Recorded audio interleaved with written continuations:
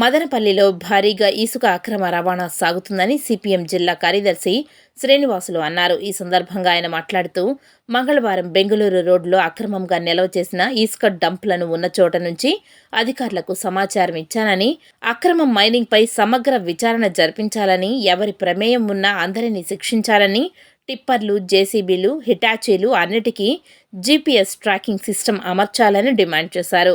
ఇసుక మాఫియా వ్యక్తులు తనకు ఫోన్లు చేసి బెదిరింపులకు గురిచేస్తున్నారని అన్నారు. వారి నుండి ప్రాణహాని ఉందని తెలియజేశారు.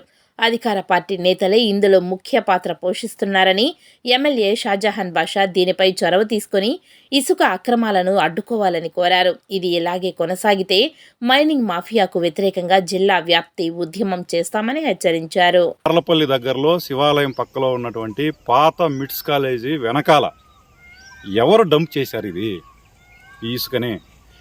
ఇక్కడికి వచ్చాం, చూపిస్తున్నాం. ఎప్పటికైనా ప్రభుత్వ పెద్దలు స్పందించాలని చెప్పి మేము డిమాండ్ చేస్తున్నాం. ఈరోజు ఇసుకని అక్రమంగా తరలించేసి ఇట్లా డంప్ చేసుకొని వేల రూపాయలకు అమ్ముకుంటున్నటువంటి పరిస్థితి మనకు కనపడతా ఉంది. వీళ్ళు వాళ్ళనేది ఏం లేదు.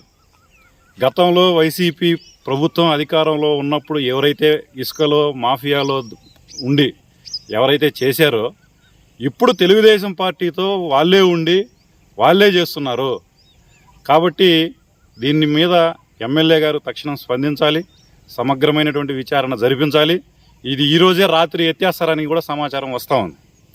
ఇంత మీడియాలో చర్చ జరిగి సిపిఎం పార్టీ ఇసుక మాఫియా గురించి బయటపెట్టిన తర్వాత ఇట్లాంటి డంపింగ్లన్నింటినీ కూడా తరలించాలని చెప్పేటటువంటి చర్చ కూడా నడుస్తూ ఉంది. అందుకని తక్షణం అధికారులారా, మైనింగ్ అధికారులు కానీ, ఎస్ఈబీ కానీ, రెవెన్యూ కానీ, పోలీసులు కానీ నేను రిక్వెస్ట్ చేస్తా ఉన్నా, రండి, తక్షణం రండి, దీన్ని సీజ్ చేయండి. దీని వెనకాల ఉన్నటువంటి వాళ్ళు ఎవరున్నారో వాళ్ళందరినీ అరెస్ట్ చేయండి, క్రిమినల్ కేసులు నమోదు చేయాలని చెప్పి డిమాండ్ చేస్తున్నాం.